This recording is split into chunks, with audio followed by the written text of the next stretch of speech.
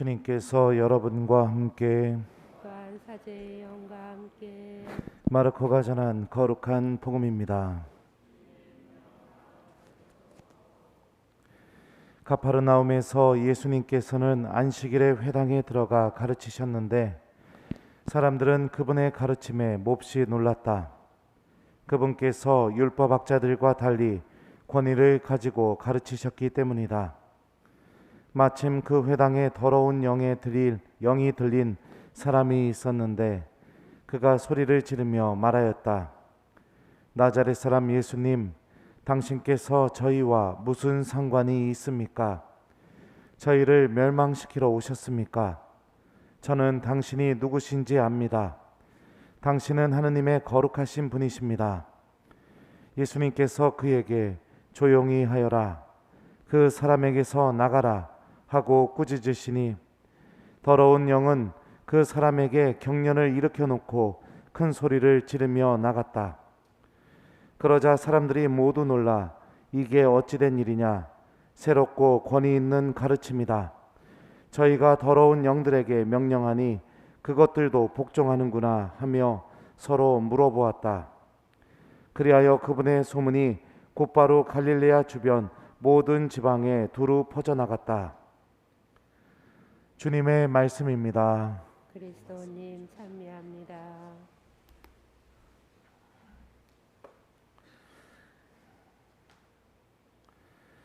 오소서 성령님, 조용히 하여라, 그 사람에게서 나가라. 안녕하세요.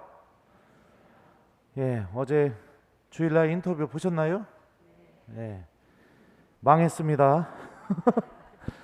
여러분들한테 좀 근엄한 신부님, 그래서 하나씩 담아내기 까듯이 좀 하나씩 보여주려고 했는데 그냥 한 방에 다 털어서 보여줬네요.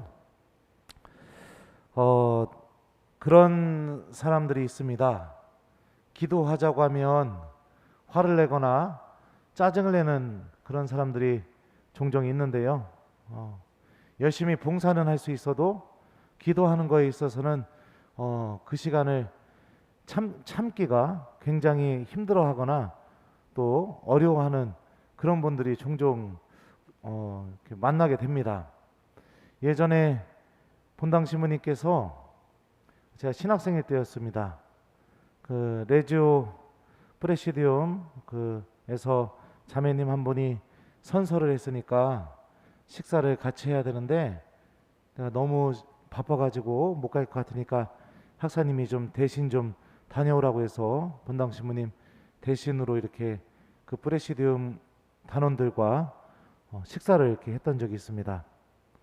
12시가 다 돼서 식당에서 이제 음식이 나와가지고 이제 단장님이 저한테 학사님 식사 전 기도 해주시죠 이렇게 말씀을 하시더라고요. 그래서 제가 식사 전 기도하겠습니다. 그래서 이제 성부와 하려고 했더니 그 단장님 옆에 계시던 열심한 자매님께서 학사님 지금 12시인데 삼전 기도도 하고 식사 전 기도하면 어떨까요? 이렇게 얘기를 하시더라고요. 그래서 제가 그러면 삼전 기도도 같이 할까요? 이렇게 물어보니까 그 앞에 앉아 계셨던 형제님 한 분이 다음과 같이 말씀하셨습니다.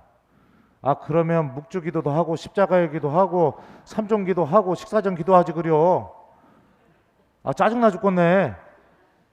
밥 놓고 제사 드리는 거요? 이런 유혹들 우리 종종 이렇게 받는 경우들이 종종 있습니다. 기도하자고 하면 짜증나고 또 하느님 말씀 안에 머물자고 하면 환장해서 죽을 것 같은 이런 마음이 왜 생기는가? 오늘 복음이 우리에게 알려줍니다. 더러운 영, 성경에서는 더러운 영, 다 악마를 의미하는 거죠. 악은 예수님을 만나자마자 다음과 같이 고백합니다. 나자렛 사람 예수님, 당신께서 저희와 무슨 상관이 있습니까? 저희를 멸망시키러 오셨습니까? 저는 당신이 누구신지 압니다. 당신은 하느님의 거룩하신 분이십니다. 방금 우리가 이 더러운 영이 했던 이 말을 통해서 악이 어떤 방법으로 우리들의 생각과 마음을 지배하는지를 다 같이 한번 생각해 봅시다. 더러운 영은 예수님을 만나자마자 첫 마디가 당신께서 저희와 무슨 상관이 있습니까? 이렇게 이야기합니다. 이 말을 그리스도 원문을 직역하면 당신에게 그리고 우리에게 무엇이 있습니까? 이 뜻이에요. 그러니까 예수님과 마귀들이 함께 가지고 있는 게 무엇입니까? 이런 질문입니다. 좀 더 정확하게 이야기하자면 예수님, 제가 당신과 함께 하고 있는 게 무엇이 있습니까? 같이 공유하고 있는 게 무엇이 있습니까? 이런 질문이죠. 그러니까 마귀들의 이 질문은 어떤 의미가 있죠? 같이 함께 하고 있는 게 있다 없다? 없다라는 거죠. 당신 나와 아무것도 함께 하고 있는 게 없지 않습니까? 그리고 나서 다음과 같이 말합니다. 저희를 멸망시키러 오셨습니까? 멸망시키다. 이 아폴룸이라고 하는데요. 이 단어도 사전적인 의미는 파멸시키다. 뭐 이런 의미도 갖고 있어요. 완전히 부숴버리다. 그러니까 예수님이 나와 함께 있는 게 나를 파멸시키고 나의 모든 것을 부숴버리는 것처럼 그렇게 느껴지는 아주 큰 고통으로 마귀들은 그렇게 인식하고 있죠. 그런데 여러분들 여기 이 부분이 제일 중요합니다. 저는 당신이 누구신지 압니다. 당신은 하느님의 거룩하신 분이십니다. 그러니까 마귀는요, 하느님이 어떤 분이신지 아주 잘 알고 있습니다. 야고보서에 보면 이런 말씀이 있습니다. 그대는 하느님께서 한 분이심을 믿습니까? 그것은 잘하는 일입니다. 마귀들도 그렇게 믿고, 어떤 단어가 썼죠? 마귀들도 그렇게 믿고 무서워 떱니다. 그러니까 마귀는요, 하느님이 어떤 분이신지 매우 분명하게 알고 있고 하느님을 믿고 있습니다. 그래서 악은요, 우리들의 믿음을 절대 건드리지 않습니다. 하느님에 대한 암도 절대 건드리지 않습니다. 그럼 무엇을 건드릴까요? 마귀는 하느님도 믿고 있고 하느님이 어떤 분이신지도 알고 있지만 하느님과 그 어떤 것도 함께하지 않는 것, 그 어떤 것도 공유하지 않는 것, 이게 악이 존재하는 방식입니다. 이런 방법으로 우리들을 건드리고 지배합니다. 하느님에 대한 믿음도 있고 하느님에 대한 암도 있지만 나의 삶은 하느님과 그 어떤 것도 함께하지 않는 삶, 이 삶 안에 아주 편안하게 머무르게 하는 것. 그러다가 누군가가 기도하자고 하거나 누군가가 미사에 나오자고 한다거나 누군가가 성체조배를 합시다 하면은 속에서부터 환장해서 죽어버릴 것 같은 막 우라가 막 솟아나게 하는 것. 이게 악이 우리를 지배하는 방법입니다. 기도해야 한다는 거 분명히 알고 있으면서도 기도하지 않습니다. 말씀 안에 생명이 있으면서 하나님께서 살아계시다는 것을 분명히 알고 있으면서도 말씀을 듣지 않습니다.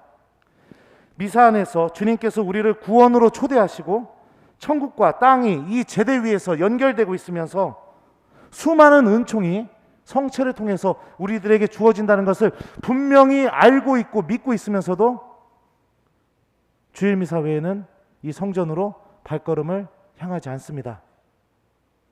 교회의 봉사자가 교회 안에서 봉사하는 것 자체가요, 이웃에게 사랑을 실천하는 복음의 가장 최고의 가치를 실현하는 그런 아주 좋은 그런 기회라는 것을 분명히 알고 있으면서도 절대 봉사하거나 또 봉사하는 사람들을 사랑으로 보듬어 주거나 그러지 않습니다. 험담, 비난, 질투, 시기, 상처, 흠집내기 이런 것들로 교회 봉사자들을 그렇게 대하죠. 예수님께서 베드로에게 이런 말씀을 하신 적이 있습니다. 사탄아, 내게서 물러가거라. 너는 나에게 걸림돌이다. 너는 하느님의 일은 생각하지 않고 사람의 일만 생각하는구나. 이 말을 통해서도 예수님께서 악이 어떻게 우리를 지배하는지를 확증해 주고 계시죠. 나의 생각 안에 하느님의 일에 대한 생각은 단 하나도 존재하지 않고 있고 사람의 일에 대한 생각만 존재하는 그런 방법으로 악은 우리들의 마음을 지배하고 생각을 지배합니다. 하느님이 어떤 분이신지 알고 있습니다. 그래서 하느님께서 구원을 주신다는 것도 알고 있습니다. 주님께서 생명을 주신다는 것도 알고 있습니다. 내가 죽으면 하느님 나라에 간다는 것도 알고 있습니다. 하느님 나라에서 영원한 생명을 누리게 된다는 것도 알고 있습니다. 그러기 위해서는 하느님과 함께하는 시간을 통해 내가 하느님 안에 머무는 것이 기쁨이라는 것을 배워야 한다는 것도 알고 있습니다. 우리 그렇잖아요. 싫어하는 사람하고 영원히 함께 있을 수 있겠습니까? 불가능하죠. 신앙생활은 하느님과 친해지는 법을 배우는 겁니다. 기도를 통해, 미사를 통해, 말씀을 통해, 성체 앞에 머무는 시간을 통해 내가 무엇을 얻는 거냐면 하느님과 함께하는 것이 기쁨이구나, 이거를 배우는 겁니다. 그런데 이 모든 것을 알고 있으면서도 전혀 꿈쩍하지 않습니다. 이게 악이 우리들을 지배하고 우리들 마음을 사로잡는 방법입니다. 조용히 하여라, 그 사람에게서 나가라. 예수님의 권위는 다른 것이 아닙니다.